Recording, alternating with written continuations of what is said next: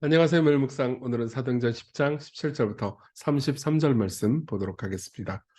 네, 이제 베드로가 환상을 본 장면까지 우리가 보았고요. 이제 고넬료가 보낸 사람을 베드로가 만나는 장면입니다. 그러니까 뭐 전반적인 배경 설명을 해드리자면요. 고넬료는 이방인이었고요. 하나님을 경외하는 사람이었습니다. 그리고 고넬료를 구원하시기 위해서 하나님께서는 베드로를 보내서, 그러니까 사도 베드로를 보내서 복음을 전하도록 하기 위해서 작전을 짜고 계셨죠. 그리고 고넬료에게 환상이 나타나셨어요. 그래서 베드로라는 사람을 청해라라고 말하고요. 고넬료에게는 환상으로 또 나타나셔서 온갖 그 먹을 수 없는 유대법의 정결례법에 먹을 수 없는 음식들을 보여주면서 먹으라고 하는 환상을 보여주시죠. 그리고 그 다음 일이 어떻게 진행되는지 우리 본문을 보면서 확인해 봅시다. 17절부터 보도록 하겠습니다. 베드로가 본 바 환상이 무슨 뜻인지 속으로 의아해하더니 마침 하나님의 계획과 작전이 탁탁탁탁 들어맞는 거죠. 고넬료가 보낸 사람들이 시몬의 집을 찾아 문 밖에 서서, 고넬료는 이제 백부장이었고요. 아마 이제 수하에 비서들이 꽤 있었던 것 같습니다. 그래서 문 밖에 서서 불러 묻되 베드로라는 시몬이 여기 유숙하느냐 이렇게 물어보죠. 베드로가 그 환상에 대하여 생각할 때 성령께서 그에게 말씀하십니다. 그래서 두 사람이 너를 찾는다. 일어나 내려가 의심하지 말고 함께 가라. 여기서 의심하지 말라라는 말은 그리스어로 보면 차별하지 말라라고 번역할 수도 있습니다. 그러니까 그 사람들 차별하지 말고 함께 가라. 내가 그들을 보내었느니라 이렇게 얘기합니다.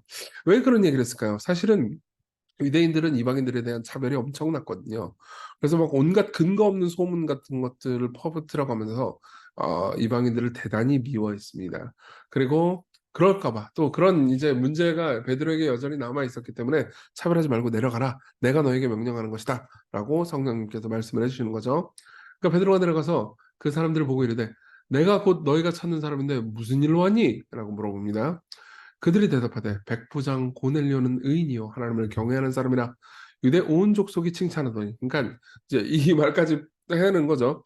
아니 당신은 유대인이라서 이 우리 주인 고넬료를 탐탁치 않을 것 같아 하긴 하는 것 같은데 같이 뭐 식사하고 뭐 이런 것까지 못 하실 것 같긴 한데 그래도 유대인에게 칭찬 많이 받는 사람입니다.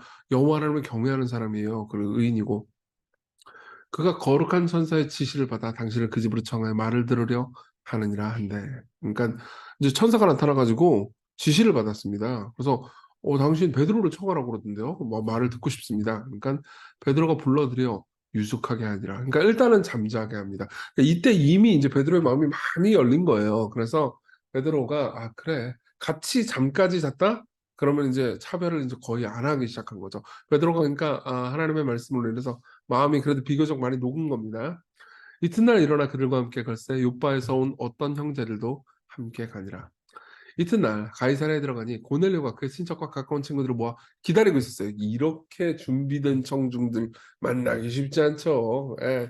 이렇게 마음을 다해서 이제 말씀 듣기를 간절히 기대하는 청중들을 설교자로서 보면 얼마나 큰 기쁨이겠습니까? 근데 베드로가 들어옵니다. 그리고 고넬료가 맞아서 발 앞에 엎드려 절을 해요. 근데 이게 그러니까 당시 이방인들은, 그러니까 고넬료가 하나님을 경외한다 하더라도 율법도 잘 모르고 하나님 잘 모르잖아요. 그러니까 여전히 이제 인간 숭배 같은 것들을 쉽게 했던 거죠. 게다가 고넬료 입장에서는 천사가 지시해서 만나는 사람이잖아요. 그러니까 '최소한 천사보다 높은 사람 아닐까 이 베드로가?' 이런 식으로 생각했던 것 같아요. 그러니까 인제 엎드려서 막 절을 하는 거니까 베드로가 "어이 무슨 소리야." 그러면서 일으켜 가지고 "일어서라. 나도 사람이다. 나는 무슨 천사보다 높은 존재, 너보다 높은 존재가 아니다. 너와 나는 평등한 존재다." 이렇게 말하는 거죠. 사실 베드로가 이렇게 말하는 것은 굉장한 뭐라고 해야 될까요? 마음이 많이 변화된 겁니다. 사실은 유대인들은 이방인들을 하찮게 여기고 하등 인간으로 여겼거든요. 그러니까 "나를 경배하지 말아라."라고 하는 거죠. 그러면서 더불어 말하여 들어가 여러 사람이 모인 것을 보고 이르되 "유대인으로서 이방인과 교제하며 가까이 하는 것이 위법인 줄을 너희도 알거니와." 그러니까 여기서 위법이라고 번역된 건 법을 어겼다라기보다는 타부, 뭐 금기, 뭐 이런 거, 사회적 문화적 금기 뭐 이런 거에 가까운 말입니다. "너희도 알지? 그러니까 내가 같이 뭐 밥 먹고 이런 거 좀 이게 좀 안 좋은 거 알지? 유대인으로서. 근데 하나님께서 내게 지시하사 아무도 속되다 하거나 깨끗하지 않다 하지 말라 하시기로 부름을 사용하지 않냐고 왔노라." 묻노니 "무슨 일로 나를 불렀니?" 아니 이런 질문을 왜 해? 여전히 편견이 아예 완전히 사라지진 않았다라는 거죠. 무슨 일로 불렀긴 복음 전하라고 불렀죠. 예. 여전히 그러니까 베드로는요. 복음이 자신이 믿고 있는 이 복음이 그러니까 이들에게도 받아들여지고 이들도 복음을 믿을 수 있을 거라 그렇게까지는 생각을 안 했던 것 같아요. 그리고 그 편견이 이제 깨지는 장면이 뭐 다음 부분에 나오는데 이제 우리는 다음 부분 다음번에 보게 될 겁니다. 그러니까 이제 고넬료가 이야기를 하죠. 고넬료는 뭐 아주 겸허한 자세니까 또 물어보니까 대답을 해 주죠. 고넬료가 이르되 내가 나흘 전 이맘때까지 내 집에서 제 구시 기도를 하는데 갑자기 한 사람이 빛난 옷을 입고 내 앞에 서서 말하되 고넬료야 하나님이 네 기도를 들으시고 네 구제를 기억하셨으니 사람을 요바에 보내어 베드로라는 시몬을 청하라. 그가 바닷가 무두장이 시몬의 집에 유숙하느니라 하시기로 그러니까 아주 정확하게 계시해 주신 거죠. 그래서 내가 곧 당신에게 사람을 보냈는데 오셨으니 잘하였나이다. 이제 우리는 그다음 뭐라고 돼 있어요? 복음을 듣고 싶다고 말합니다. 그 복음심이 뭐예요? 하나님 주께서 당신에게 명하신 모든 것을 듣고자 하여 다 하나님 앞에 있나이다. 이렇게 얘기합니다. 그러니까 실제로 하나님 앞에 있는 게 아니고 베드로 앞에 있잖아요. 근데 이제 베드로가 하는 모든 말을 하나님 말씀으로 여기겠다 이거죠. 그렇죠? 아주 잘 준비된 정중입니다. 베드로는 뭐 하면 돼요? 복음을 전하기만 하면 됩니다.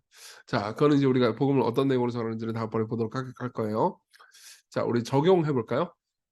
첫 번째로는 복음의 메시지가 주는 사람을 어떻게 대해야 되는지에 대한 방향을 좀 설명해 드리겠습니다. 당시에 이방인들은 하나님 외에 인간 우상 숭배를 많이 했어요. 황제 숭배도 했고요. 그러니까 당시에 이방인들이 이제 그러니까 인간 숭배가 너무 보편화돼 있었기 때문에 베드로를 보는데 바로 엎드려서 절하는 거를 거리끼지 않았던 거죠. 그러니까 베드로도 인간으로서 어떤 신들의 한 존재라고 생각하면서 우상 숭배를 하려고 했던 겁니다. 그러니까 그게 당시에 이방인들의 잘못이었죠. 그 당시에 유대인들은 하나님이 만드신 인간을 경시했어요. 이방인들을 막 경시했습니다. 둘 다 뭐예요? 죄예요. 인간을 숭배하는 것도 죄죠. 그리고 인간을 하찮게 여기는 유대인들의 죄죠. 이것도 죄입니다. 둘 다 똑같은 죄예요. 복음은요. 성경의 가르침은요. 인간을 숭배하는 것도 금지하지만 인간을 차별하고 멸시하는 것 역시 금지합니다. 복음은요. 인간을 하나님의 형상으로 지어진 모습 그대로 보도록 하죠. 네. 여러분 이거 되게 중요합니다. 왜냐하면요. 여러분들이 인간을 숭배하잖아요. 그러면 인간에게 정복됩니다. 여러분들이 회사 생활을 하면서 뭐 누군가를 너무 두려워하거나 너무 지나치게 존경하나 목회자를 너무 지나치게 존경하거나 뭐 이러잖아요. 그러면 여러분들이 자칫 잘못하면 사람을 숭배하게 될 수 있습니다. 그럼 그 사람은 당연히 여러분들에게 실망을 안겨다 주겠죠. 그렇죠? 여러분들이 멸시하잖아요. 그러면 여러분들은 그러니까 점점 덜 인간처럼 변합니다. 사람들을 사랑하거나 하나님의 말씀을 순종할 수 없게 되겠죠. 이런 복음의 가르침은요. 우리가 "이렇게 살아야 된다. 우리 차별하지 마." 이렇게 주장만 해서 실천할 수 있는 게 아니에요. 여러분들이 하나님을 제일 소중히 여기잖아요. 그러면요. 여러분들은 인간을 숭배하는 죄를 저지르지도 않게 될 거고요. 하나님만 제일 소중히 여기니깐요. 인간을 차별하는 죄도 짓지 않게 될 겁니다. 자, 이걸 조금 더 깊이 생각해 봅시다. 오직 하나님만 소중히 여기는 방법을 생각해 봅시다. 여러분들이 복음을 이해할 때요. 복음을 이해하게 되면 여러분들은 점점 더 하나님 외의 우상을 멀리할 수 있게 돼요. 여러분 보세요. 다른 많은 신들이 있습니다. 그 신들 중에서는 여러분들이 나는 뭐 기독교니까 다른 신을 섬기지 않아요라고 한다 하더라도 여러분들이 회사나 가정이나 누군가를 막 우상처럼 떠받들잖아요. 그럼 여러분들은 기독교인이라 하더라도 사실 다른 종교를 가진 것과 똑같습니다. 근데 모든 그 다른 인간들 있잖아요. 여러분들의 상사나 가족이나 친구나 누구든 여러분들이 숭배하는 그 인간은 여러분들을 반드시 실망시킬 겁니다. 그들은 죄인들이거든요. 그들은 연약한 존재거든요. 그들은 여러분들을 종종 이용할지도 모릅니다. 물론 여러분들을 굉장히 사랑하는 사람이라 하더라도 여러분들은 종종 실망하게 될 겁니다. 예. 다른 신들은요. 이렇게 사랑을 주지 않습니다. 근데 하나님은요. 하나님은 여러분들을 사랑하시죠. 여러분들이 복음을 이해하게 될 때요. 점점 여러분들은 인간을 더 소중히 여기게 됩니다. 하찮게 여기게 되지도 않아요. 왜냐? 모든 인간은 하나님의 소중한 형상이요. 모든 그리스도인들은 예수님께서 위하여서 피 흘리신 소중한 사람들이죠. 그렇죠? 그러니까 이런 거예요. 정리하자면 이렇습니다. 여러분들이 예수 그리스도를 크게 여기잖아요. 그러면 뭐 사람들을 비롯해서 다른 신들을 낮게 여기게 될 겁니다. 이렇게 아름답고 이렇게 희생적이고 이렇게 나를 사랑하는 신은 없거든요. 또 동시에 그러니까 그 말은 무슨 여러분들이 사람 숭배를 안 하게 된다는 거죠. 또 동시에 여러분들이 예수 그리스도의 영광과 그분의 사랑을 크게 여길 때요. 맞아. 사람들은 다 이분이 만드신 거지. 그러니까 소중한 거잖아. 게다가 특히 예수 믿는 형제들은 더 사랑해야 되지 않겠느냐. 예수께서 피 흘리셔 가지고 주신 내 형제인데 내가 예수님을 소중히 여기잖아요. 그러면 형제들과 사람들을 소중히 여기게 됩니다. 그리고 내가 예수님을 소중히 여기게 되잖아요. 그러면 여러분들은요. 어떻게 돼요? 사람을 숭배하거나 사람들에게 막 휘둘리지 않아요. 여러분들이 누군가를 너무 두려워하거나 오늘 회사 출근하는데 너무 두려워하거나 그 사람을 뭐 너무 무서워하고 있잖아요. 그러면 사실 마음속 깊은 곳에서 여러분들은 그 사람을 우상으로 생각하고 있는지도 모릅니다. 그러니까 복음을 여러분들이 받아들일 때 그리스도께서 여러분들을 사랑하셔서 여러분들에게 모든 것을 주신 것을 더 깊이 묵상할 때 여러분들은 사람을 숭배하지도 사람을 뭐요? 멸시하지도 않게 되는 거죠. 우리 기도해요. 우리는 종종 사람들을 예배하다 실망하고 경멸하면서 악해집니다. 우리를 용서해 주세요. 사람들을 소중히 여기되 절대 사람들을 숭배하거나 예배하지 않게 해달라고 기도합시다. 그리고 오늘 예수 그리스도의 복음을 더 굳게 믿게 해달라고, 예수님을 너무 소중히 여기기 때문에 사람들을 소중히 여기고 휘둘리지도 않게 해달라고 우리 같이 기도합시다.